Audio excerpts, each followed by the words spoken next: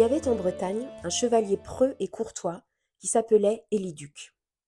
C'était l'homme le plus courageux du pays. Il avait épousé une femme noble et sage, issue d'une prestigieuse famille.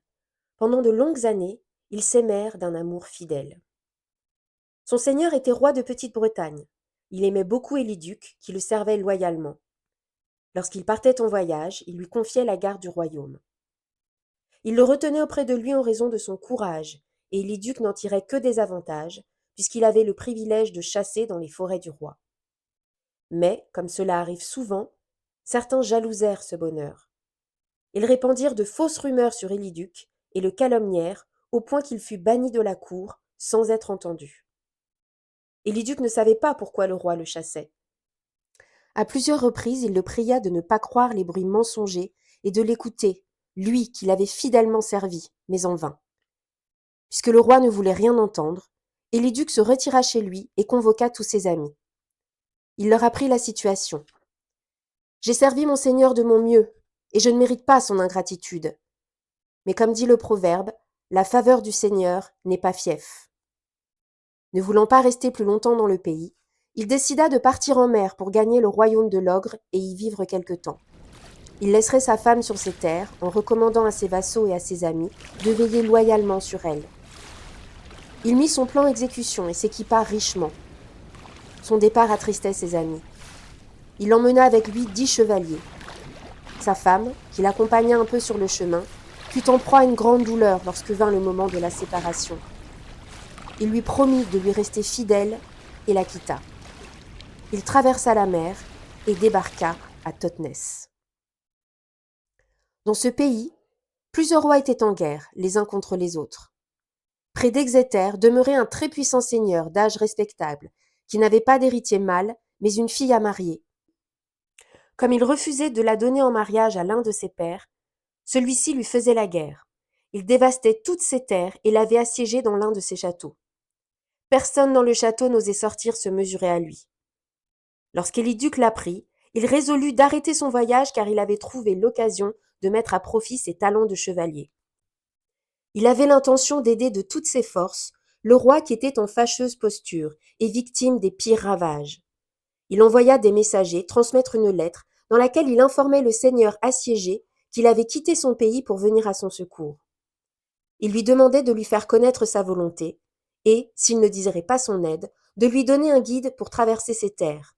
Il continuerait sa route et irait proposer ses services ailleurs. Quand le roi vit les messagers, il leur témoigna son affection et son estime. Il appela son connétable et lui ordonna sur-le-champ de prévoir une escorte pour aller chercher le chevalier et ses compagnons. Il fit préparer des appartements pour les recevoir et recommanda de leur donner autant d'argent qu'ils voudraient pour leurs dépenses lors de leur séjour. Éliduc logea chez un habitant du bourg, très sage et courtois, qui lui aménagea une belle chambre garnie de tentures. Il fut bien servi et invita à sa table les chevaliers démunis qui logeaient dans le bourg. Le 3e jour de son séjour, le bruit courut dans la cité que les ennemis s'étaient répandus dans le pays, voulaient arriver jusqu'aux portes de la ville et la prendre d'assaut. Dès qu'ils entendirent le tumulte du peuple épouvanté, Éliduc et ses compagnons s'armèrent. Il n'y avait dans la ville que 14 chevaliers pouvant prendre une monture, car plusieurs étaient blessés et beaucoup d'autres prisonniers. Voyant Éliduc monter à cheval, ils s'armèrent à leur tour, sans attendre d'ordre, et le suivirent. « Seigneur, lui dirent-ils, nous irons avec vous, et nous ferons ce que vous ferez. » Il leur répondit, « Je vous en remercie. Y en a-t-il un parmi vous qui connaisse un passage difficile ou un défilé où l'on puisse les surprendre ? Si nous les attendons ici, nous engagerons sans doute le combat, mais nous n'y aurons pas l'avantage. Mais peut-être quelqu'un a-t-il une autre tactique ? » Ils le renseignèrent. « Seigneur, près de ce bois, dans ce champ de lin, il y a un étroit chemin qu'ils doivent emprunter pour se replier. Quand ils auront pris leur butin, ils reviendront par là. Si l'on accepte d'affronter le danger, on peut vite leur infliger de lourds dommages. » « Amis, leur répondit Éliduc, qui ne tente rien n'a rien. Vous êtes tous les deux vassaux du roi et vous lui devez fidélité. Suivez-moi et faites ce que je ferai. Je vous assure en toute bonne foi que vous n'échouerez pas tant que je pourrai vous aider. Si nous réussissons, cet exploit nous vaudra une belle réputation. » Ils lui firent confiance et le conduisirent jusqu'au bois, où ils s'embusquèrent près du chemin pour attendre le retour de l'ennemi. et Éliduc leur expliqua avec précision comment ils allaient procéder. Quand leurs adversaires se furent engagés dans le défilé, Éliduc lança un cri de défi, appela tous ses compagnons et les exhorta à bien se battre. Ils frappèrent fort et n'épargnèrent personne. Pris par surprise, leurs ennemis furent vaincus en peu de temps. Éliduc et ses compagnons firent prisonniers leurs connétables et beaucoup d'autres chevaliers. Alors qu'ils n'étaient que 25, ils capturèrent 30 chevaliers du camp adverse, s'emparèrent d'un important matériel, firent un énorme butin et revinrent tout joyeux de leur succès. Du haut d'une tour, le roi les attendait, craignant fort pour ses hommes et critiquant vivement Éliduc. Il imaginait qu'il avait trahi ses chevaliers et les avait livrés à l'ennemi. Au contraire, ils arrivaient en belle troupe, chargés de leur butin. Ils étaient bien plus nombreux au retour qu'à l'aller, et le roi ne les reconnut pas, plein de soupçons et de méfiance qu'il était. Il ordonna à ses gens de fermer les portes et de monter sur les remparts pour tirer sur ceux qui venaient. Mais la méprise ne dura pas, car les vainqueurs envoyèrent un écuyer pour conter les exploits d'Éliduc. Quand le roi apprit la nouvelle, il fut transporté de joie. Il descendit de sa tour et alla à la rencontre d'Éliduc pour le remercier. Le chevalier lui livra les prisonniers et partagea le butin avec ses compagnons, ne gardant pour lui que 3 chevaux qui lui avaient été attribués. Après ces événements, le roi lui témoigna son estime et son affection. Il le retint une année entière avec ses compagnons, lui fit prêter serment de fidélité et fit de lui le gardien de ses terres. À la fois courtois, sage, courageux et généreux, Éliduc était aussi un beau chevalier. La fille du roi entendit prononcer son nom et raconter ses mérites. Par l'un de ses chambellans, elle lui fit porter un message. Elle le priait de venir lui parler et la distraire. Ils feraient ainsi connaissance. Elle s'étonnait de ne pas encore avoir reçu sa visite. Éliduc répondit qu'il viendrait bien volontiers. Il monta sur son destrier, emmenant avec lui un chevalier, et alla s'entretenir avec la jeune fille. Avec noblesse, et d'un air doux et prévenant, il remercia en des termes choisis Guiliadon, c'était le nom de la jeune fille, de son invitation. Elle le prit par la main, et ils s'assirent sur un lit pour parler de choses et d'autres. La jeune fille contempla son visage, sa personne et ses belles manières. Elle se dit à elle-même qu'il n'y avait rien pour lui déplaire en cet homme, et se mit à l'estimer beaucoup. Amour lui lança son trait qui l'oblige à aimer. Le chevalier la fit pâlir et soupirer, mais elle ne voulut pas lui avouer ses sentiments la première, de peur de s'attirer son mépris. Après être resté un long moment, Éliduc prit congé de la jeune fille. Elle le vit partir à regret, mais se résigna. Le chevalier regagna son logis, sombre et abattu, troublé par la beauté de la fille du roi, par ses douces paroles et ses soupirs.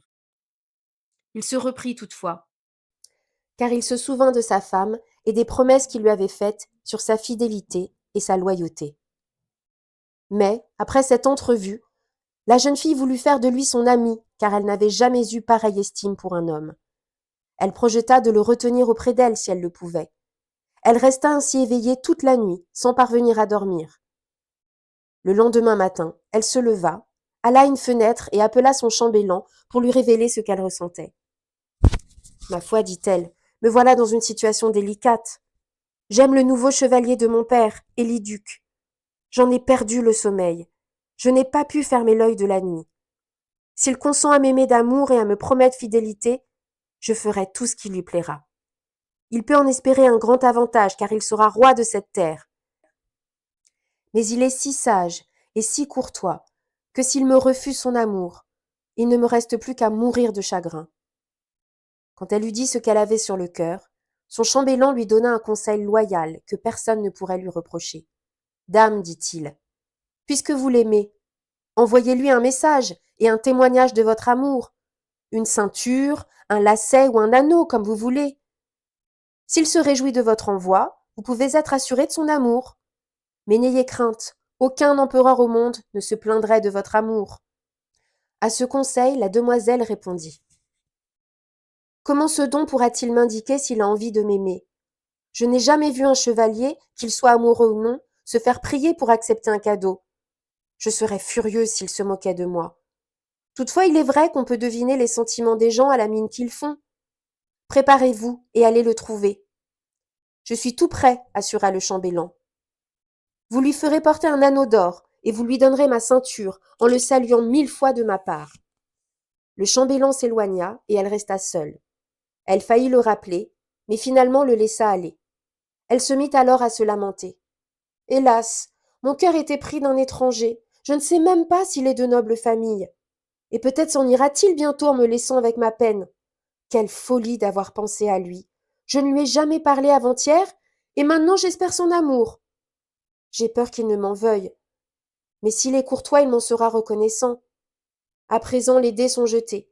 S'il reste indifférent à mes sentiments, je serai bien malheureuse et n'aurai plus de joie de toute ma vie. Tandis qu'elle se désolait, le chambellan pressait le pas. Arrivé chez Éliduc, il transmit les salutations de la demoiselle, lui présenta l'anneau et lui donna la ceinture. Le chevalier le remercia tout en mettant l'anneau d'or à son doigt et la ceinture autour de sa taille. Le serviteur ne lui dit rien de plus, et Éliduc ne demanda rien non plus, se contentant de lui faire don de sa bourse. Mais le chambellan n'accepta rien et se retira. Il revint chez la demoiselle qu'il trouva dans sa chambre. Il la salua de la part d'Éliduc et lui transmit ses remerciements pour son présent. « Allons, s'écria-t-elle, ne me cache rien. Veut-il m'accorder son amour ?»« Je le crois, lui répondit-il. Ce chevalier n'est pas volage. Je le trouve courtois et sage, car il s'est resté direct sur ses sentiments. Je l'ai salué de votre part et je lui ai présenté vos cadeaux. Il a mis votre ceinture autour de sa taille, en la serrant bien, et à son doigt le petit anneau. Je n'ai rien dit de plus, et lui non plus. Ne les a-t-il pas reçus comme des gages d'amour ? Peut-être me suis-je trompée. Ma foi, avoua le chambellan, je n'en sais rien, mais écoutez-moi. S'il ne voulait pas grand bien, il n'aurait rien accepté de vous. La belle raison, s'exclama-t-elle. Je sais bien qu'il n'a aucun motif de me haïr. Je ne lui ai jamais fait d'autre tort que de l'aimer avec passion. Et s'il me déteste malgré tout, il mérite la mort. Je ne veux plus rien lui demander par ton intermédiaire ou celui d'un autre, avant de lui avoir parlé. Je veux lui dire moi-même combien mon amour pour lui me tourmente. Mais j'ignore s'il va rester dans ce pays. Dame, répondit le chambellan, le roi l'a retenu pour 1 année, en lui faisant prêter serment de le servir loyalement. Vous aurez tout loisir de lui ouvrir votre cœur. Quand elle apprit qu'il restait dans le pays, elle fut transportée de joie. Mais elle ignorait la souffrance d'Éliduc. Depuis qu'il l'avait vue, il ne trouvait de plaisir et de soulagement qu'en pensant à elle. Il en était d'autant plus malheureux qu'il avait promis à sa femme de lui être fidèle. Et voilà que son cœur était touché. Il ne pouvait s'empêcher d'aimer la belle demoiselle, Guiliadon. Il voulait la voir, lui parler, l'embrasser et l'étreindre. Pourtant il ne pouvait rechercher un amour qui ferait son déshonneur, à la fois parce qu'il s'était engagé à l'égard de sa femme et parce qu'il se trouvait au service du roi. Éliduc était donc dans un grand embarras. Bientôt il monta à cheval, appela ses compagnons et alla au château pour parler au roi.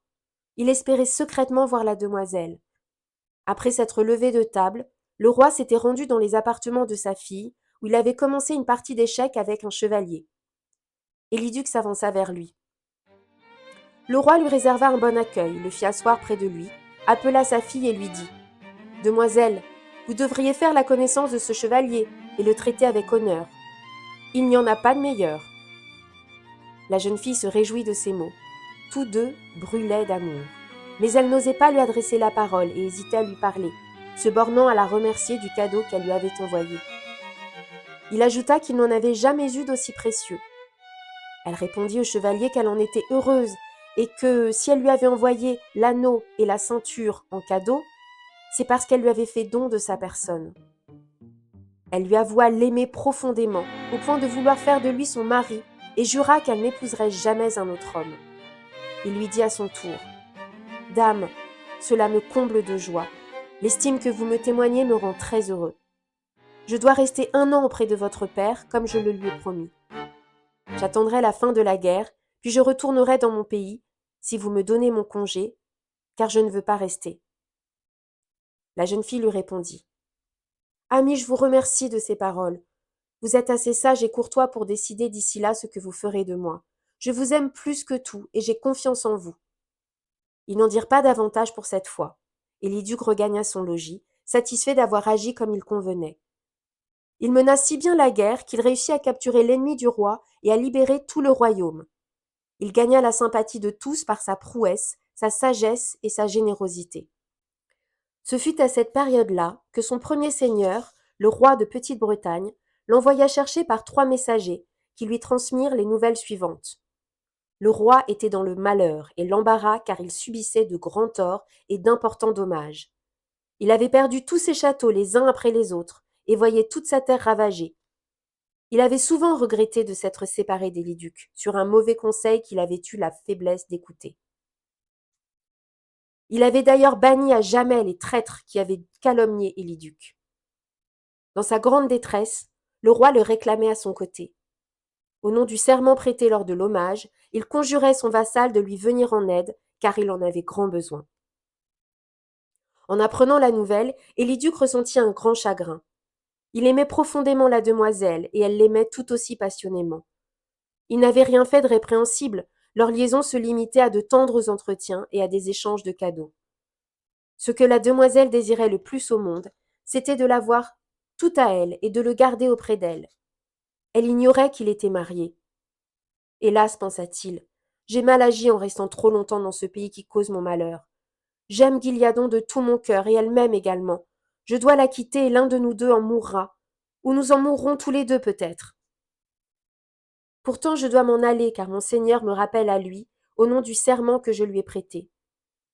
De plus j'ai juré à ma femme de revenir. Je ne puis rester.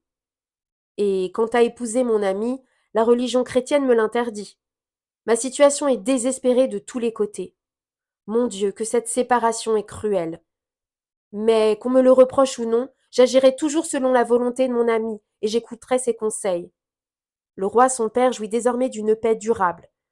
Je demanderai mon congé avant la date fixée pour aller secourir mon seigneur en détresse. J'irai parler à Guiliadon, et je lui expliquerai ma situation. Elle me dira ce qu'elle désire, et je lui obéirai de tout mon cœur. Le chevalier ne tarda pas à aller prendre congé du roi. Il lui raconta ce qui lui arrivait, lui lut la lettre que son seigneur lui avait envoyée.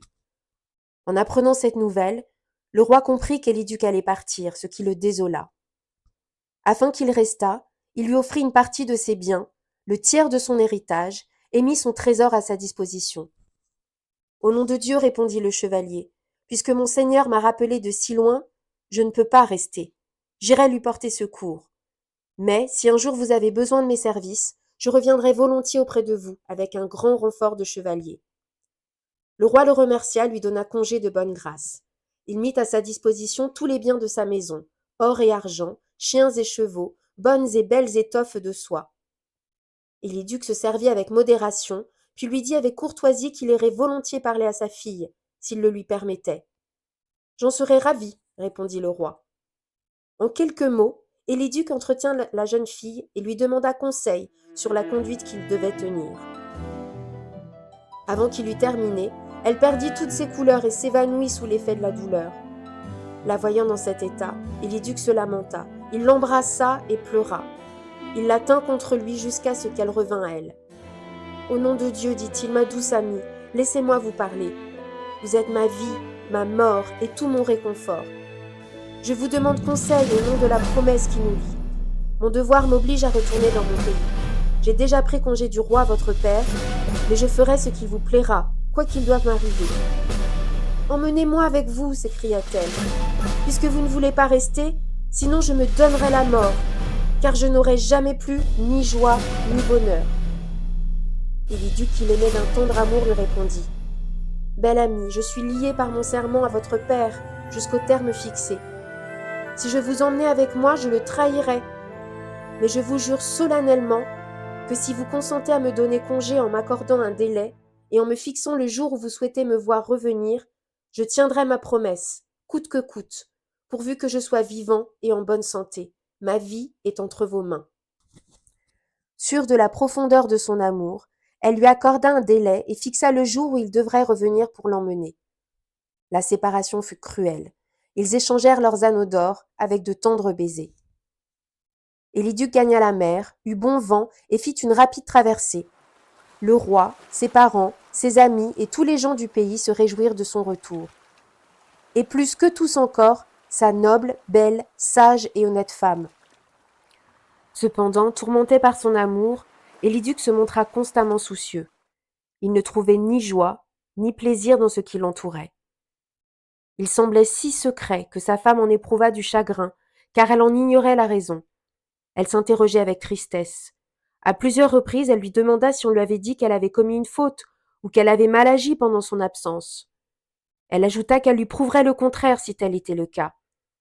Dame, répondit-il, je ne vous accuse d'aucun tort. Mais dans le pays où j'ai séjourné, j'ai juré au roi de revenir, car il a grand besoin de moi. Si le roi mon seigneur obtenait la paix, je ne resterai pas 8 jours de plus. D'ici là, rien ne me procurera du plaisir. Alors sa dame le laissa tranquille. Éliduc resta auprès de son seigneur et lui apporta une aide précieuse. Le roi suivit ses conseils et lui confia la garde de sa terre. Mais quand approcha le jour fixé par Guiliadon, Éliduc se hâta de conclure la paix. Puis il fit ses préparatifs de voyage et choisit ceux qu'il désirait emmener avec lui, c'est-à-dire 2 neveux qu'il aimait beaucoup, un de ses chambellans et ses écuyers. Il leur fit promettre de garder le silence sur son secret. Il partit en mer sans tarder. La traversée fut rapide et il arriva dans le pays où il était impatiemment attendu. Par prudence, Éliduc logea loin des ports afin d'éviter d'être reconnu. Il envoya son chambellan à son ami pour l'avertir qu'il était revenu et qu'il avait tenu parole. Il lui demandait de sortir de la ville à la nuit tombée avec son chambellan. Il irait à leur rencontre. Le chambellan partit à pied, d'un bon pas, et se rendit chez la jeune fille. Grâce à son habileté, il réussit à pénétrer dans sa chambre, la salua et lui dit que son ami était arrivé. Elle était triste et abattue. Mais quand elle entendit la nouvelle, elle versa des larmes de joie et embrassa le messager. Il lui dit qu'elle devrait partir avec lui à la tombée du jour. Ils passèrent toute la journée à préparer leur voyage, et le soir venu, quand il fit bien sombre, ils quittèrent la ville. Vêtue d'une étoffe de soie finement brodée d'or et d'un court manteau, la jeune fille redoutait d'être reconnue. Loin de la porte de la ville, à une portée d'arc, se trouvait un bois, entouré d'un beau parc où le chevalier attendait la demoiselle. Le chambellan l'y conduisit. Éliduc descendit de cheval pour l'embrasser. Leurs retrouvailles furent une explosion de joie. Éliduc la fit ensuite monter sur son cheval, il se mit lui-même en selle, prit ses rênes et partit avec elle au galop. Arrivé à Totnes, Éliduc embarqua aussitôt avec ses hommes et son ami Guiliadon. Ils eurent beau temps et bon vent pendant toute la traversée. Mais alors qu'ils étaient sur le point d'aborder, ils essuyèrent une tempête.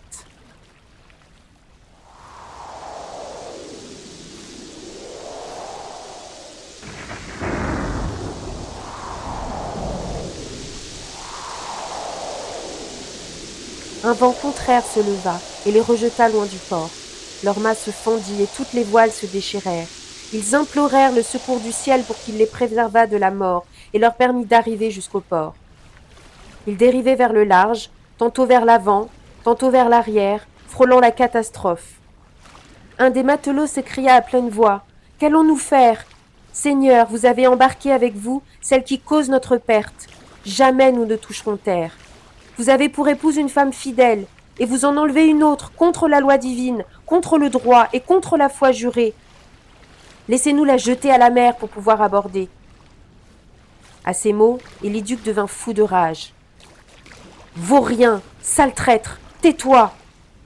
S'il l'avait pu, il aurait fait payer cher ces paroles à son compagnon. Mais il tenait la jeune fille dans ses bras, la réconfortait comme il pouvait du mal de mer et de ce qu'elle venait d'apprendre. Son amie était mariée à une autre.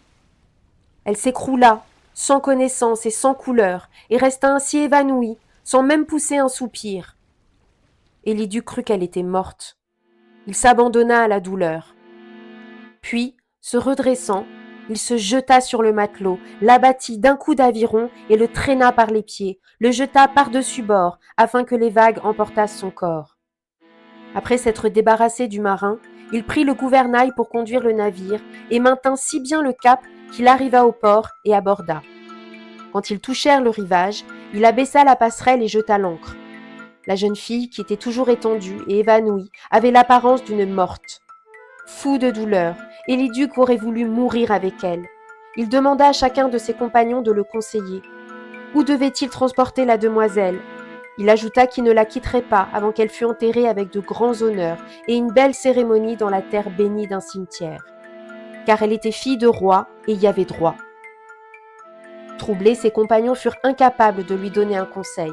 Après avoir réfléchi, Éliduc prit la décision suivante. Sa demeure étant proche de la mer, il pouvait y être à l'heure du dîner. Tout autour, il y avait une forêt longue de 30 lieues, qui abritait une chapelle où habitait un saint ermite. Il y vivait depuis 40 ans, et Élyduc s'était entretenu plusieurs fois avec lui. Il résolut d'y emmener la jeune fille et de l'enterrer dans la chapelle. Il donnerait assez de terre à l'ermite pour y fonder une abbaye, et il y établirait également un couvent de moines, de religieuses ou de chanoines qui tous les jours prieraient pour elle, afin que Dieu la prît généreusement en pitié. Il ordonna à tous ses compagnons de se mettre en selle et obtint d'eux la promesse qu'il ne révélerait rien. Il emporta son ami sur son palefroid. En suivant le chemin le plus direct, ils finirent par entrer dans le bois et parvinrent à la chapelle. Élyduc appela et frappa à la porte, mais il ne trouva personne pour lui répondre ou pour lui ouvrir. Ils réussirent à entrer, et Élyduc constata que le saint ermite était mort depuis 8 jours. Il trouva sa tombe fraîchement creusée. Il en fut profondément ému et peiné. Alors que ses compagnons voulaient creuser une fosse où il pourrait déposer son ami, il les fit reculer. « Cela, jamais, leur dit-il. Je vais plutôt consulter les sages du pays pour savoir comment je peux ennoblir ce lieu en y fondant une abbaye ou une église. Nous allons coucher mon ami devant l'autel et la recommander à Dieu. » Il ordonna qu'on apportât les vêtements de la jeune fille afin de lui faire un lit. Ils l'y étendirent et la laissèrent pour morte. Mais quand vint le moment de la quitter, Élyduc pensa succomber de douleur. Il lui baisait les yeux et le visage. « Belle amie, gémissait-il, à Dieu plaise que je cesse de porter des armes ou de vivre en ce monde. C'est pour votre malheur que vous m'avez vue. Vous auriez été reine sans cet amour loyal et pur que vous m'avez porté. Pour vous, mon cœur est plein de tristesse. Le jour de vos funérailles, j'entrerai dans un ordre monastique et j'irai chaque jour sur votre tombe afin d'apaiser ma peine. » Il laissa alors la demoiselle et ferma la porte de la chapelle. Il envoya un messager chez lui pour annoncer à sa femme qu'il revenait, mais qu'il était à bout de force. Débordant de joie à cette nouvelle, son épouse se prépara pour aller à sa rencontre et accueillit son mari avec effusion. Mais elle n'y trouva que peu de joie, car il était sombre et ne lui adressa aucune parole de tendresse. Personne n'osa lui parler, bien qu'il ne quittât pas la maison de la journée. Le lendemain, il écouta la messe le matin avant de partir seul. Il se rendit dans la forêt, à la chapelle où reposait la demoiselle. Il la trouva toujours inanimée. Mais ce qui lui sembla extraordinaire, c'était qu'elle conservait ses couleurs. Elle avait seulement un peu pâli. Il pleura amèrement et pria pour le repos de l'âme de son ami avant de rentrer chez lui. Or, un jour, à la sortie de l'église, sa femme le fit surveiller.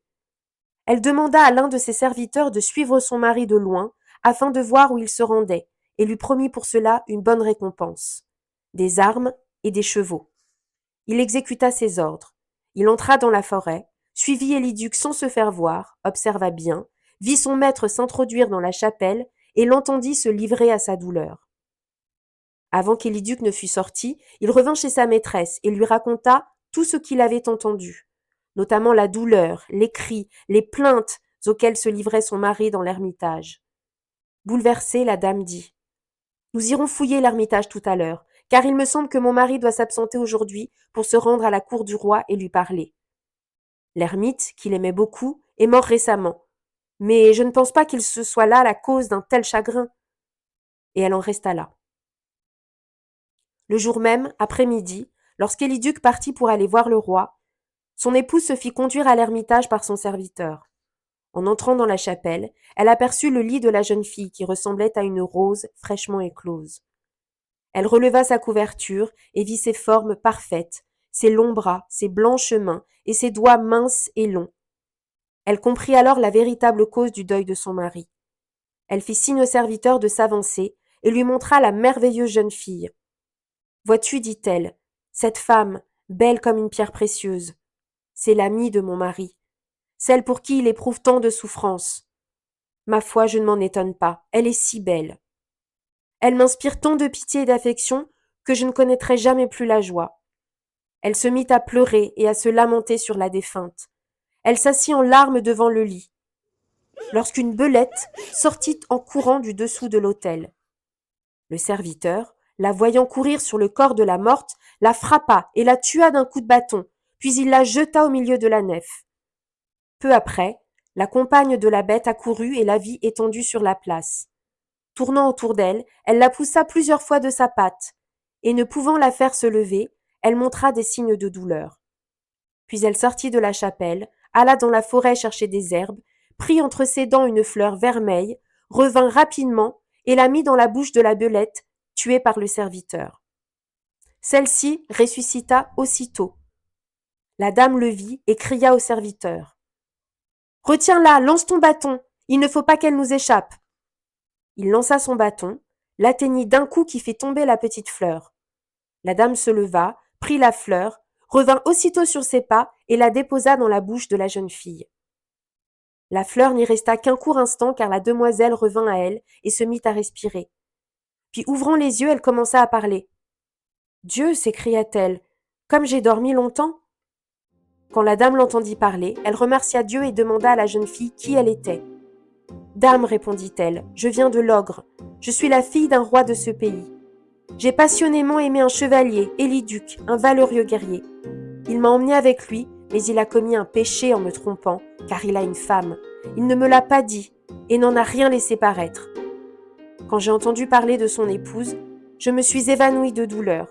Il m'a lâchement abandonnée, seule, dans une terre étrangère. Il m'a trahie, je ne sais pas pourquoi. Bien folle est celle qui se fie à un homme. » « Ma belle, lui répondit la dame, il est inconsolable. Il croit en effet que vous êtes morte et vit dans une immense détresse. Il vient vous contempler chaque jour et vous trouve évanouie. Je suis son épouse et il me cause bien du chagrin. Voyant son désespoir, j'ai voulu savoir où il allait. Je l'ai suivi et je vous ai trouvé. Vous êtes vivante, ce qui me comble de joie. Je vais vous emmener avec moi et vous rendre à votre ami. Je veux tout lui pardonner, puis je prendrai le voile. » Ainsi la dame la réconforta et l'emmena avec elle. Elle prévint son serviteur et l'envoya à la recherche de son mari, qu'il finit par trouver. Il le salua poliment et lui raconta ce qui s'était passé. Éliduc monta à cheval sans attendre ses compagnons et arriva chez lui à la nuit tombée. En retrouvant son amie vivante, il remercia tendrement sa femme. Éliduc reprenait goût à la vie et était plus heureux que jamais. Il couvrit de baisers la jeune fille qui les lui rendit. Tous deux s'abandonnèrent à leur joie. Quand la dame les vit réunis, elle demanda à son mari la permission de se séparer de lui pour devenir religieuse et servir Dieu. Elle désirait qu'il lui cédât une partie de sa terre afin qu'elle fondât une abbaye et qu'il prît pour femme celle qu'il aimait tant, parce qu'il n'était ni moral ni convenable qu'il eût deux femmes et que la religion s'y opposait.